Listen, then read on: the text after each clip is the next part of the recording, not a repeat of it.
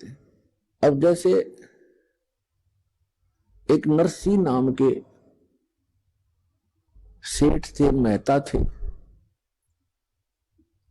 और वो बड़े धनवान थे। 56 करोड़ की संपत्ति थी उनके पास। 56 करोड़ की संपत्ति, आज से लगभग 500-600 वर्ष पहले। और कंजूस इतना था कि चवन्नी खर्च नहीं करे, दान भी करना भूल गया।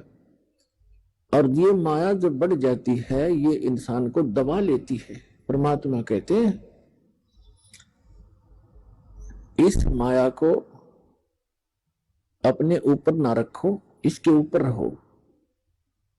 मोटरसाइकिल को सिर पे नहीं उठाना चाहिए, उसके ऊपर बैठकर चलना चाहिए। वो मोटरसाइकिल को सिर पर रखे हुए था, तो वह उसकी मूर्खता थी। परमात्मा ने उस दलदल से उस प्यारी आत्मा को निकालना था। और नरसिंह जी श्री कृष्ण जी के परम भक्त थे,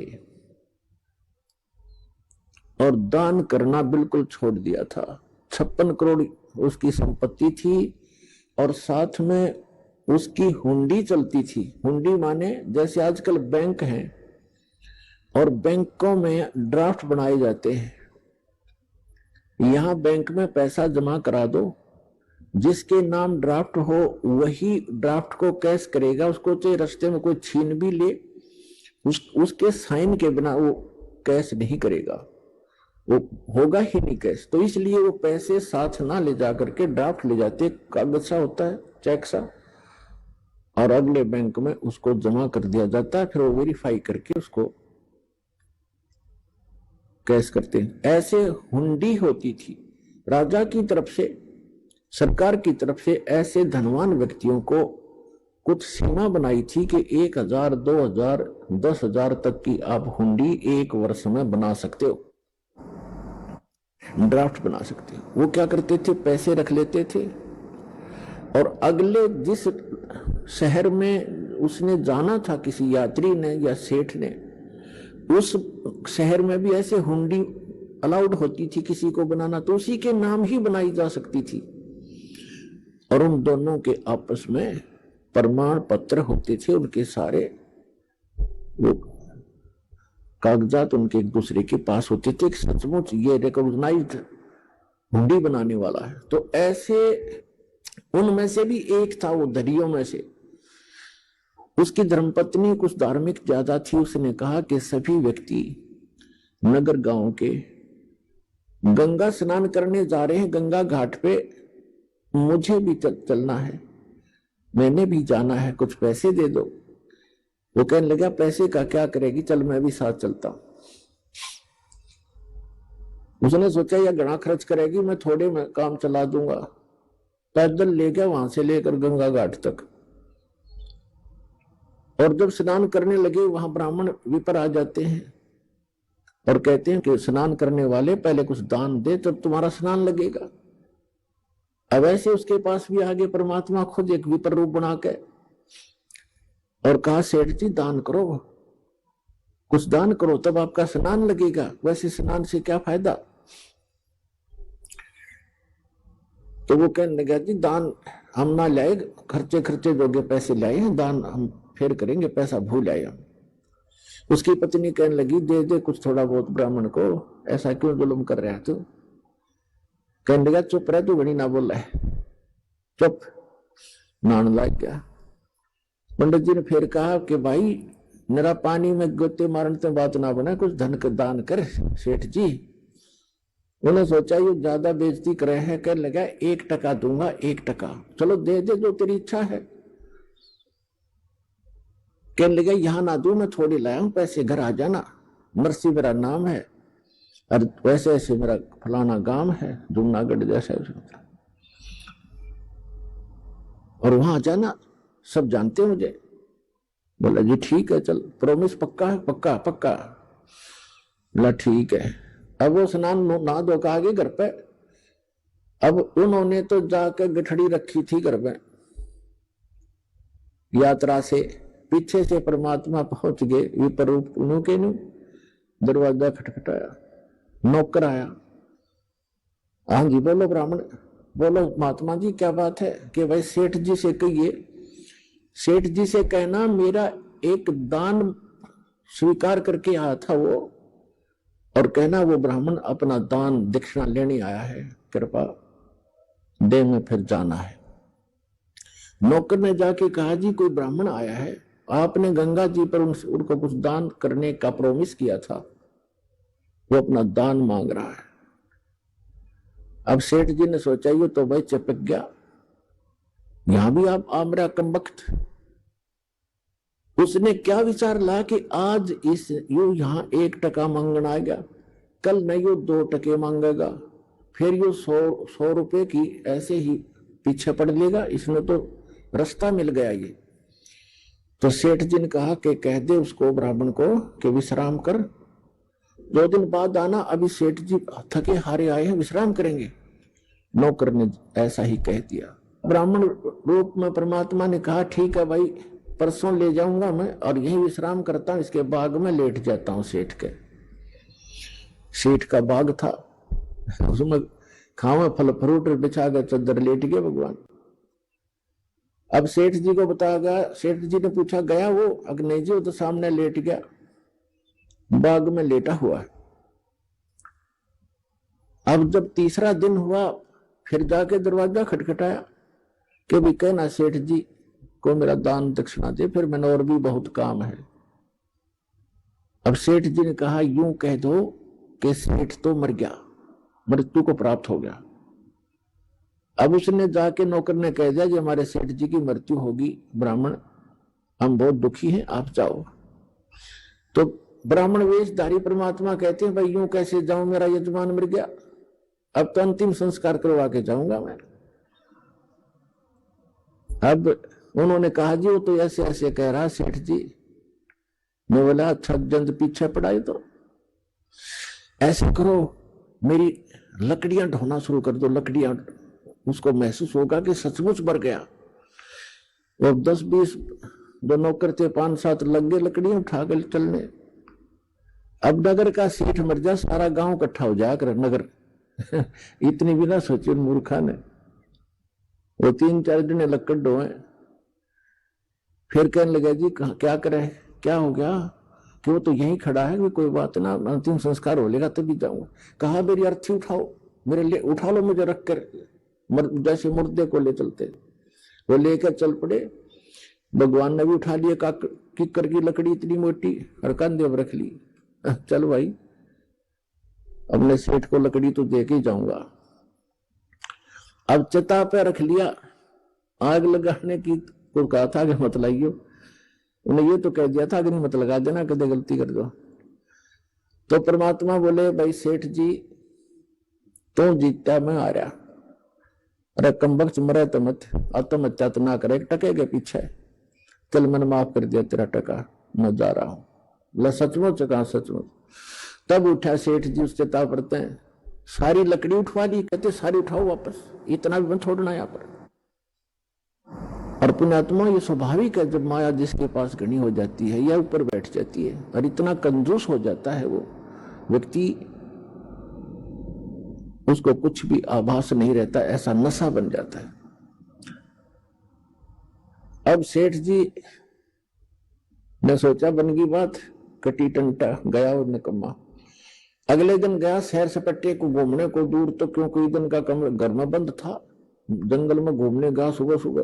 परमात्मा उससे पहले आ गया वापस, उसके वापस आने से पहले स्वयं आ गए नरसी रूप बनाकर एज इट इज। और नौकरों से कहा कि वो व्यक्ति जो 3 दिन से मुझे परेशान कर रहा था ब्राह्मण, आज वो मेरा रूप बना का होगा, और उसको धमका देना और बकवाद करे तो डंडे लगा देना, घना नहीं 1-2 छोटा लगा देना, और कह देना तू बहुरूपिया है, हमारे सेठ को ठगना चाहता है, हम सब जानते हैं तुझे। तो जो ही वो परमात्मा तो बैठ के नरसी बन के गद्दी पे, नरसी आया सैर सपट्टे करता, नौकर खड़े थे, चारों ने पता था ये तो सचमुच आ गया। उन्हें कह रहा हो 2 रुपया वही खड़ा हो जा, अंदर मत आ जाइए। और उनका नाम ले ले कहता है अरे करोड़ी मिले हैं, तो स्वामी को धमकाता है, कि हमने सब पता, तू जैसा स्वामी है वहीं खड़ा हो जाना, तेरे डंडे मार देंगे, आदेश हो गया है, तूने बहुत दुखी कर लिया हमारा सेठ तो अंदर बैठा है। अब उसके पैरों तले की धरती खिसक गई। सेठ जी का आज तक कर दिया काम इसने, अब ये एक नहीं सुने मेरी। अब उसने क्या किया, किसी वकील एडवोकेट का सहारा लिया और कोर्ट में केस कर दिया कि एक नकली नरसी बनकर मेरी संपत्ति हड़पना चाहता है। तत्कालीन उनको सम्मन हुए और नरसी बुला लिया, परमात्मा को वहीं तुरंत बुला लिया गया, सारी बही बोही कब्जे में कर ली गई। अब सामने गवाही हुई, जब जज ने पूछा कि भाई जो ओरिजिनल बतावा था अपने आप को, जो ओरिजिनल था, उससे पूछा कि इस बही में कोई ऐसा प्रमाण बोल पढ़ के सुन, वो हमें बता जो हम इसमें वेरीफाई करें कि तू सचमुच नरसी है, मालिक है।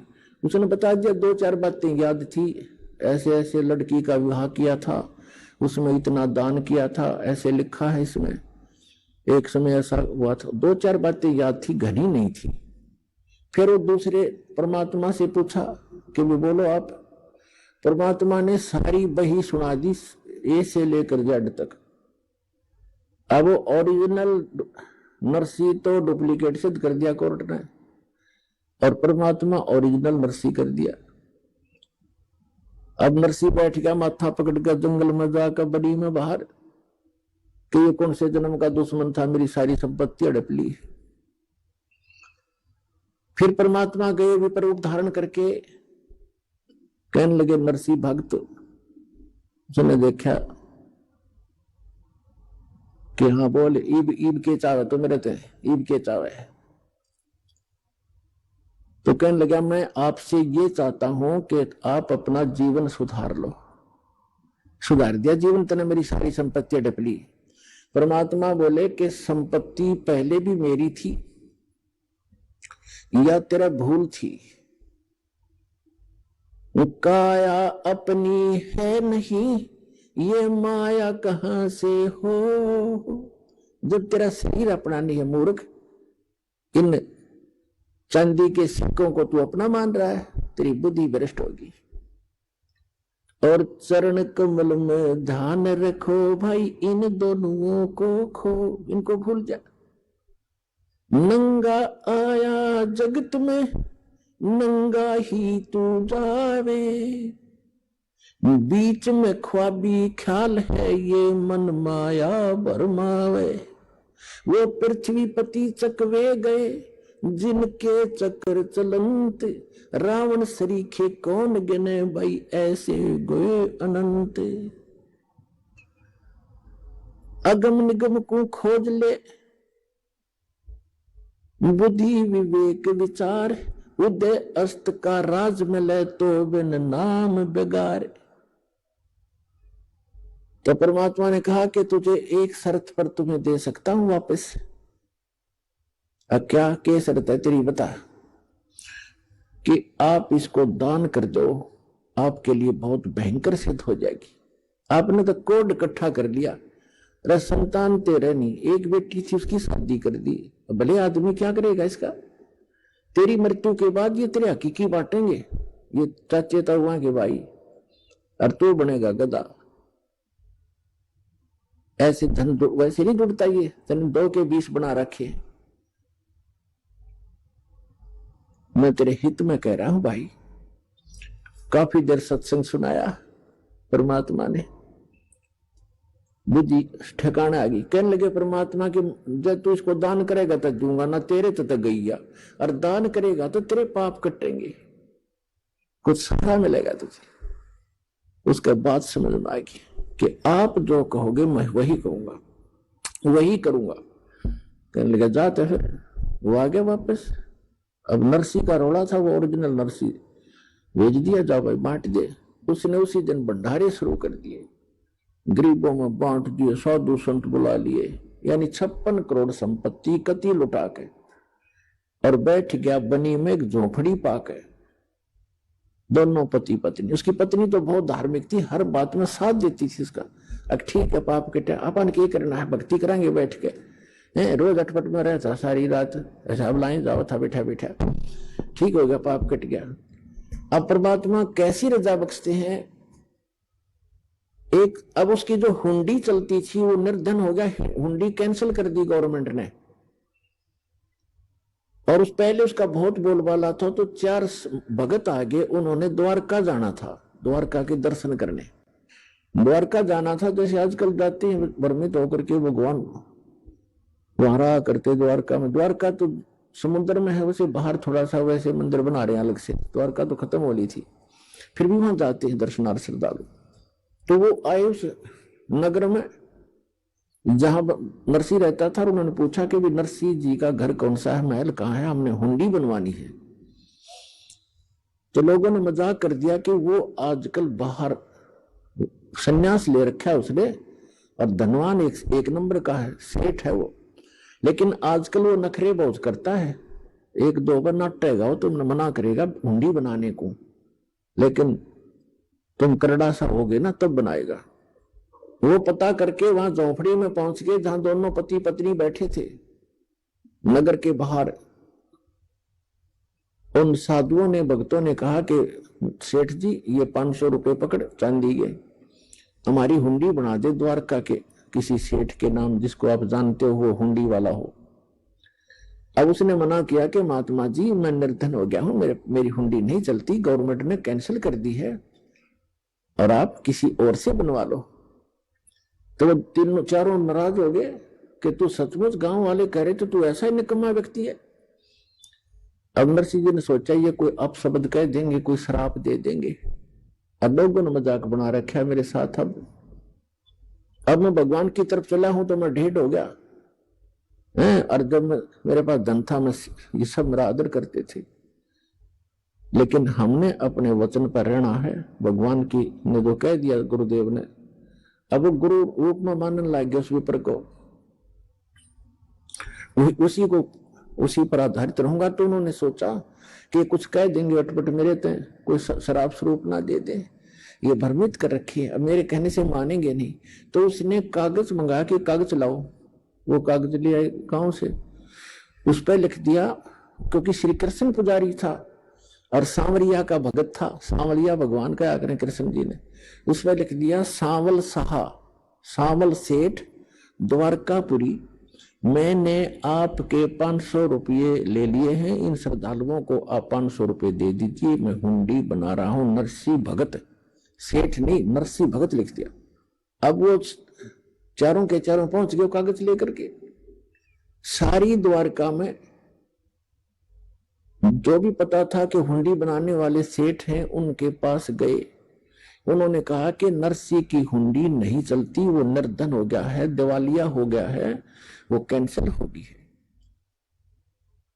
उसने सोचा ये वैसे बकवास कर रहा होगा, दूसरे के पास गए, तीसरे से वैसे दिखाया, तो सब ने कहा कि ये तो निर्धन व्यक्ति हो गया है, इसका दिवाला निकल गया है, आपके साथ धोखा कर दिया उसने। तो इस बात से वो परिचित थे कि धोखा करनी आदमी नहीं, वो तो मना करे था, हमने ही उनके साथ बलपूर्वक लिखवा दिया, वो तो सच कहे था, पर भी हमारा काम तो बिगड़ गया। अब या घूमा फिरा हो कि खाना खुना खाते, या बड़ी बात बिगड़ी। पर उनको इतना विश्वास था कि हमारे पैसे सुरक्षित मिलेंगे, वो भगत 1 नंबर का है, जाकर देगा वापस।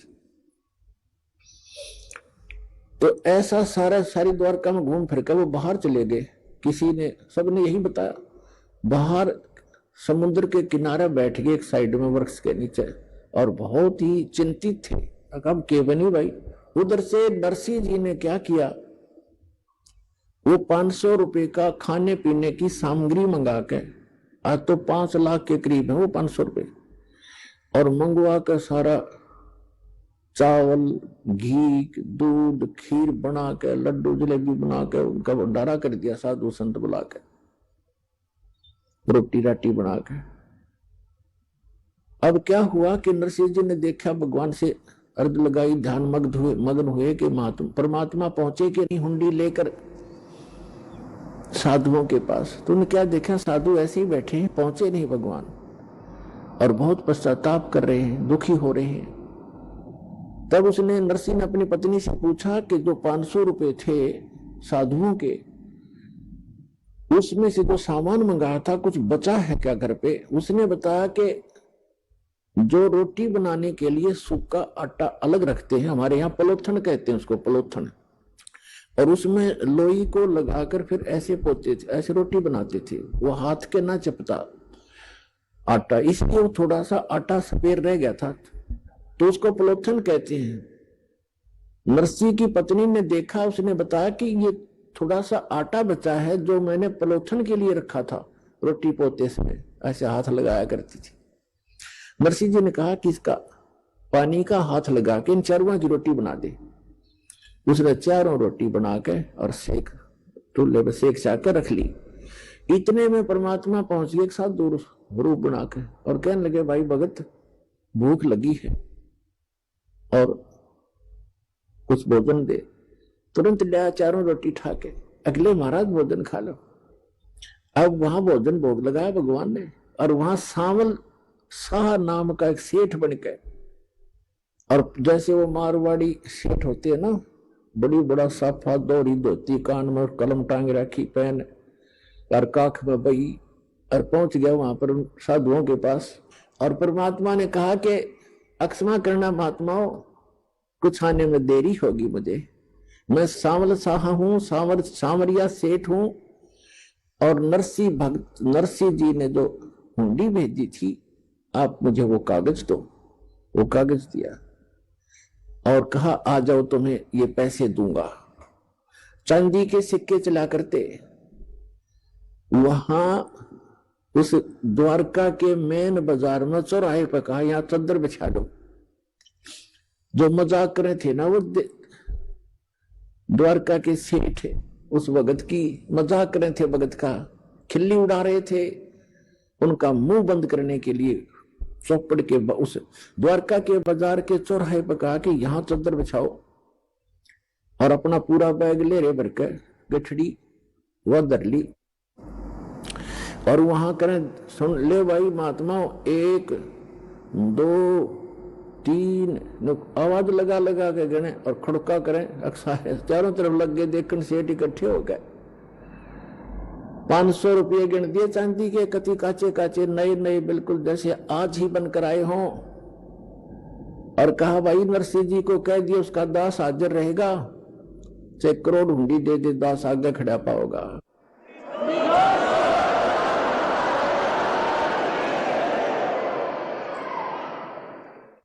परमात्मा कहते हैं जो जन मेरी शरण है ताका हूं मैं दास, और गेल गेल लाग्या फिरूं, पीछे पीछे फिरूं, जब तक धरती आकाश।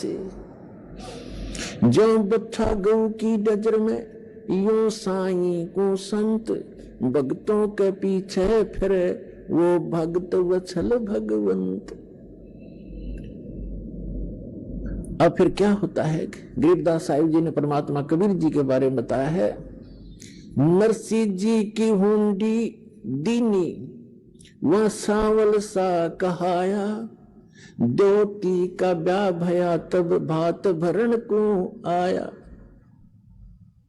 अपने आत्माओं देखो, वैसे तो हमारी रस्म रिवाज बहुत गलत है जो हमने बना रखी थी, अब इनको हम मिनिमाइज करेंगे।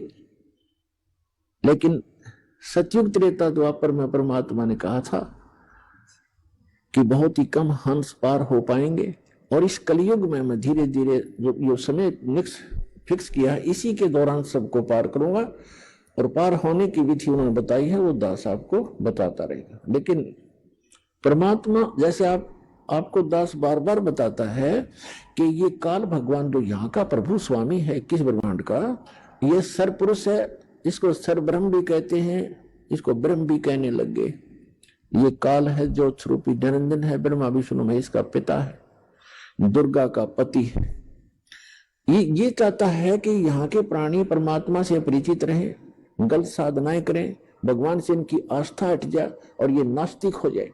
जब ये नास्तिक हो जाएंगे तो सुनेंगे नहीं भगवान के लिए, और परमात्मा ने आना था 5500 वर्ष तो बीत जाएंगे, स्वयं ने आए तो दास भेज दिया वो ज्ञान कराने के लिए। तो इससे पहले उसकी नीति ये थी कि सबको ऐसा नास्तिक बना दूं ये भगवान से दूर हट जाए। और परमात्मा ये चाहते हैं कि इनमें इस कलयुग की पिछली पीढ़ी तक परमात्मा की आस्था चाह बनी रहे। आज तक हम देखो नरसिंह जी जैसे महापुरुष के उदाहरण आज तक गुणगान करते आए, जितने भी प्रचारक थे, और जिस कारण से हमारी आस्था बनी रही कि भगवान ऐसा करता ही करता है। लेकिन ना उन प्रचारकों को कभी ऐसा हुआ, ना उनके उपासकों को कभी ऐसा हुआ, लेकिन उसके कारण हम डटे रहे कि भगवान ऐसा करता है, ऐसा हुआ है तभी तो गुणगान हो रहे हैं। अब क्या हुआ कि एक दिन लड़की ब्याह रखी थी, विवाह कर रखा था, उसका लड़की जवान होगी, उसका विवाह हुआ। उसके विवाह के लिए लड़की आ गई बात नौतन, यानी अपने पिता, ऐसे रिवाज बना रखी अपन ने, तो ये रिवाजें अच्छी नहीं है। फिर भी भगवान ने दुखी होना पड़ा, उसके लिए भी बहुत कुछ करना पड़ा।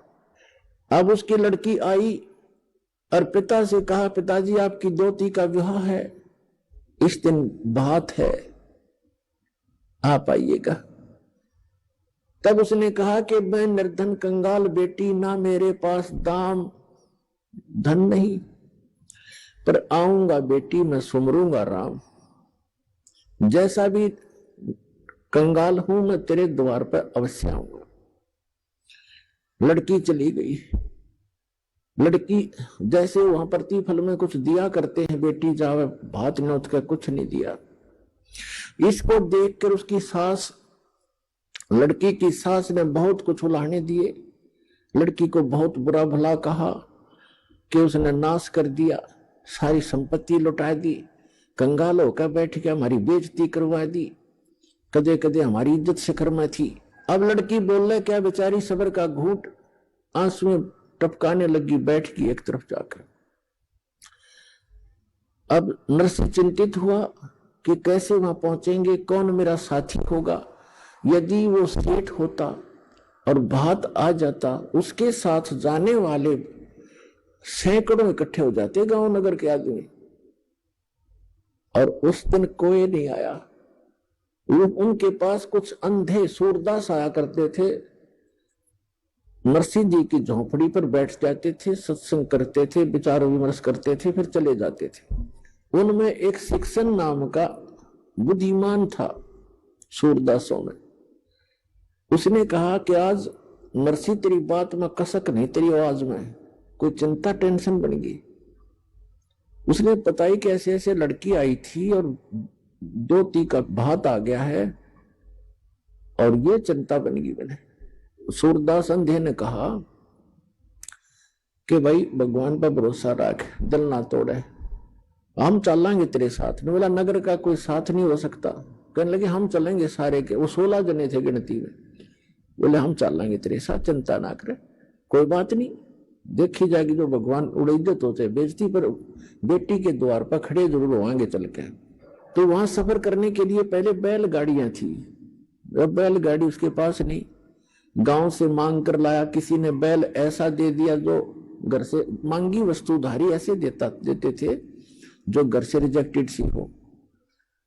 किसी से एक बैल मांगा, किसी से दूसरा, उन्होंने ऐसे दे दिए काम चलाऊ से, निकम्मे से बैल। और बैलगाड़ी थी खराब सी, वह पक्का दिख ले जा सेठिया।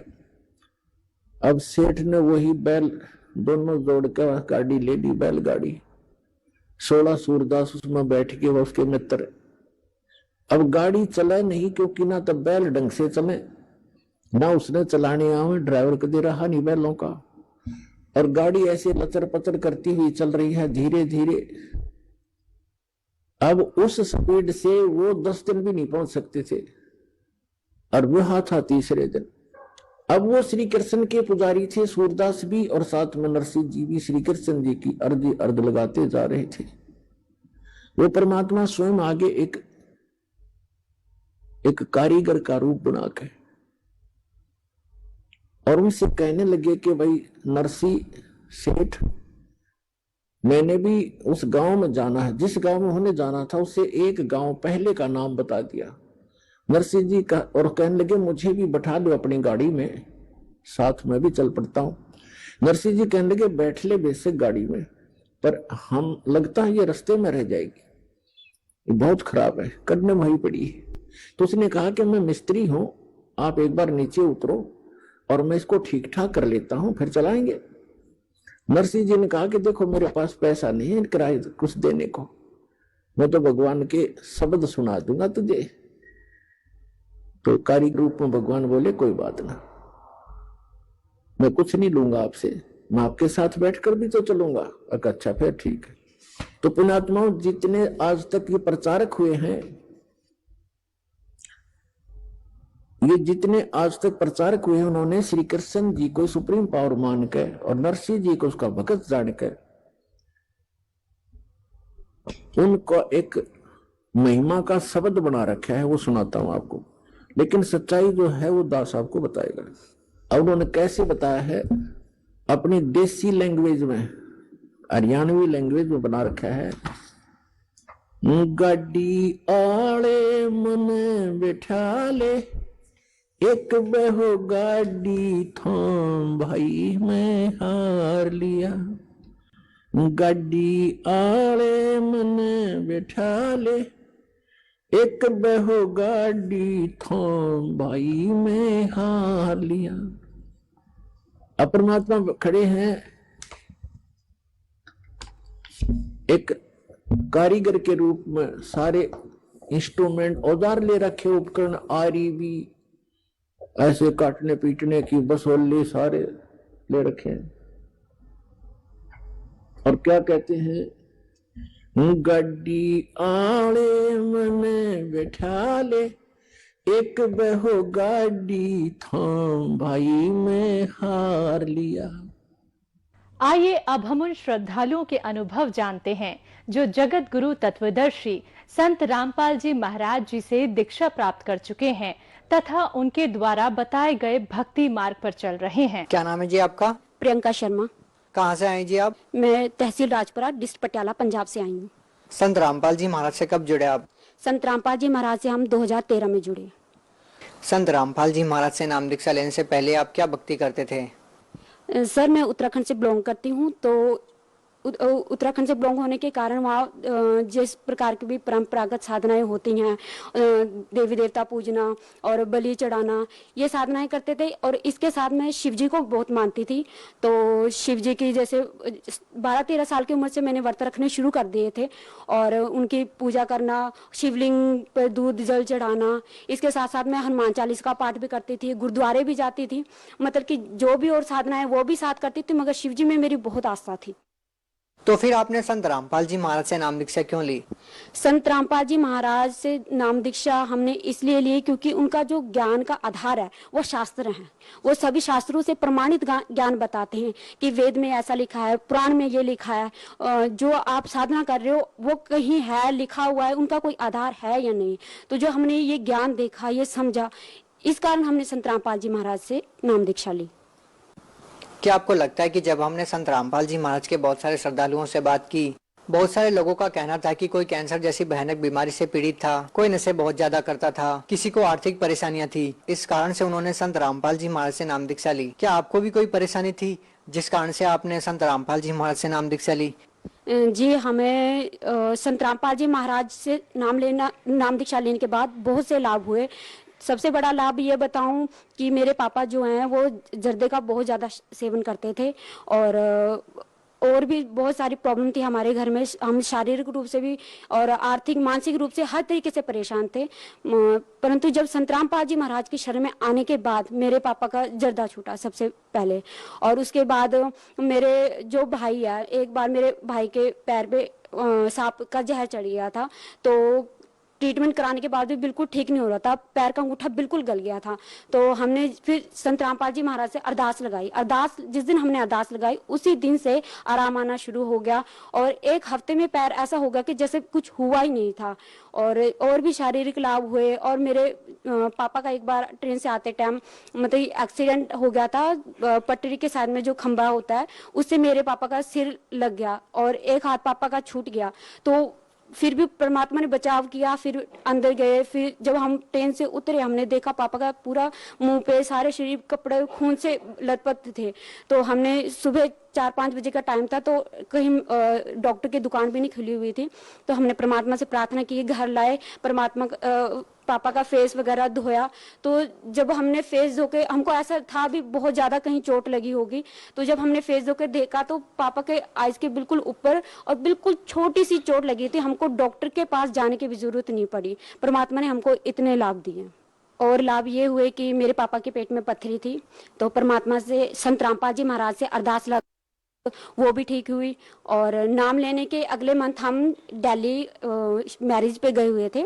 तो वापस आते टाइम ऑटो में बैठे हुए थे, मैं थी, मेरी मम्मी थी और रिश्तेदार थे। तो हमारे एक्सीडेंट हुआ, हमारा ऑटो बीच रास्ते में पलट गया। तो फिर आसपास के लोगों ने ऑटो सीधा किया, हमको बाहर निकाला। तो उसमें मेरी मम्मी और मैं बिल्कुल सुरक्षित बच गए। बाकी जो रिश्तेदार थे, किसी के हाथ टूटा, किसी के पैर का नाखून तक निकल गया था, किसी के जो ऑटो में मीटर लगा तो उसकी पत्ती यहाँ हाथ में घुस गई थी। तो इतना बुरा हाल हो गया था, मगर मैं और मेरी मम्मी बिल्कुल सुरक्षित बच गए। तो इस बात का मुझे इतना दृढ़ विश्वास हुआ कि सही में आज हम जो भक्ति हमने ली है वो सही में सही है, जिस कारण से आज हमारी रक्षा हुई है। और जो रिश्तेदार थे उन्होंने भी इस बात को स्वीकारा भी, हाँ आप जिनकी शरण में आओ उनके पास पावर है, जिस कारण से, नहीं तो और भी थे, सभी की चोटें लगी, सिर्फ मैं और मेरी मम्मी बिल्कुल सुरक्षित बच गए। आप भगत समाज को क्या संदेश देना चाहते हैं? भगत समाज से मैं हाथ जोड़कर प्रार्थना करना चाहती हूँ कि आप संत रामपाल जी महाराज को ज्ञान को समझिए। वो शास्त्रों के आधार पर, कोई अपनी तरफ से बात नहीं कर रही, शास्त्रों के आधार पर प्रमाणित ज्ञान बता रहे हैं कि गीता में ऐसा लिखा है, वेद में, पुराण में, बाइबल में, सभी सदग्रंथों से वो बता रहे हैं कि इसमें ऐसा ज्ञान लिखा है। अगर आपको गलत लिखता है तो आप बताइए भी यहाँ पे ये गलत लिखा है, आप अपने सदग्रंथों से मिलान तो कीजिए, उसमें लिखा क्या है, उसमें बताया क्या गया है। फिर आप संत रामपाल जी महाराज के ज्ञान को समझिए, उनकी शरण में आइए। आज लाखों लोग संत रामपाल जी की महाराज की शरण ग्रहण कर रहे हैं, आप भी कीजिए। ये जीवन अनमोल है, ये बार बार नहीं मिलेगा। ये कबीर साहब कहते हैं कि मानव जन्म अनमोल है, ये मिले ना मिले बारंबार, और तरवर से पत्ता टूट के रे बहु न लगता डार। तो इस अनमोल जीवन को अपने हित में समझते हुए आप संत रामपाल जी महाराज की शरण में आए, अपना कल्याण करें। जी धन्यवाद। सत साई।